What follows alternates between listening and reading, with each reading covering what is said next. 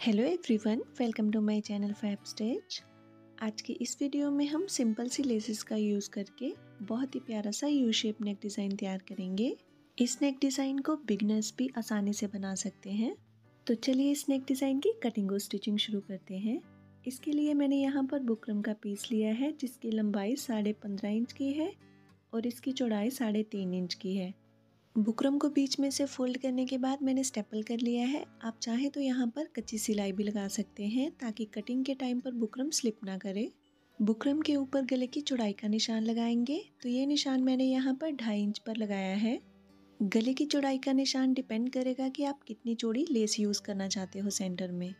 आप जितनी भी चौड़ी लेस यूज़ करना चाहते हो उसको फोल्ड कर एक बार गले की चौड़ाई चेक कर लें इस तरीके से। इसके बाद गले की लंबाई का निशान मैंने 6.5 इंच पर लगाया है। इन दोनों निशानों को सीधा करने के बाद यहाँ पर हम यू शेप डाल देंगे। अब बाहर की तरफ हम 1.25 इंच की मार्किंग कर लेंगे। लगाए हुए निशानों पे हम बुकरम की कटिंग कर लेंगे। अब बुकरम को खोलकर इसको हम सेंटर में से भी कट कर लेंगे। इस नेक डिज़ाइन के लिए मैंने यहाँ पर धारियों वाला कपड़ा यूज़ किया है।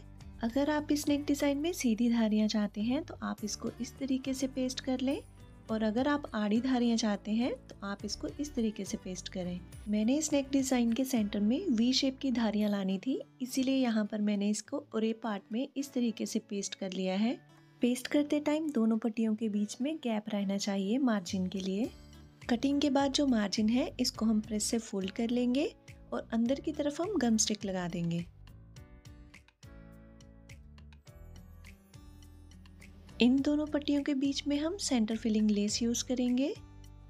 अब इसके बाहर की तरफ जो मार्जिन है इसको फोल्ड करने के लिए हम यहाँ पर कट्स लगा देंगे और इसके बाद इस पे भी हम गम स्टिक लगा के इसको चिपका देंगे। अब पट्टी की राइट साइड को हम ऊपर की तरफ रखेंगे। लेस के मार्जिन को पट्टी के नीचे दबाते हुए ऊपर से हम किनारे पर सिलाई लगाएंगे। तो देखिए यहाँ पर एक पट्टी के साथ मैंने लेस अटैच कर दी है। सेम इसी तरीके से हम दूसरी पट्टी के साथ भी लेस अटैच कर लेंगे। दोनों पट्टियों के सेंटर में लेस फिल करने के बाद अब इस नेक डिज़ाइन को हम कुर्ती के साथ स्टिच करेंगे। सबसे पहले कुर्ती पर हम गले की चौड़ाई का निशान लगा लेंगे। यहाँ पर ये निशान मैंने 5.5 इंच पर लगाया है। अब इसके ऊपर तैयार किए हुए गले को हम इस तरीके से रखेंगे, सेंटर से सेंटर मैच करते हुए, और यहाँ इसको पिन से सिक्योर कर लेंगे। अब गले की जो राउंड शेप है हम सिर्फ वहीं पे सिलाई लगाएंगे। सिलाई लगाने के बाद अंदर की तरफ हम सिर्फ एक पैर का मार्जिन रखेंगे और एक्स्ट्रा फैब्रिक को कट कर लेंगे। अब जो एक पैर का मार्जिन हमने रखा है वहाँ पर हम कट्स लगा लेंगे ताकि ये फिनिशिंग के साथ राइट साइड टर्न हो जाए। राइट साइड टर्न करने के बाद इसको हम अच्छे से प्रेस कर लेंगे। प्रेस करते टाइम जो दोनों पट्टियों के नीचे का मार्जिन था इसको हम फोल्ड कर लेंगे अंदर की तरफ। बाहर की तरफ जो पट्टी की ओपन साइड है वहाँ पर हम लेस अटैच करेंगे। जो कट वर्क वाली लेसेस रहती हैं वो कॉर्नर्स पर इजीली एडजस्ट हो जाती हैं। अगर आपकी लेस इजीली घूमने वाली नहीं है तो आप यहाँ लेस में प्लेट्स डाल सकते हैं।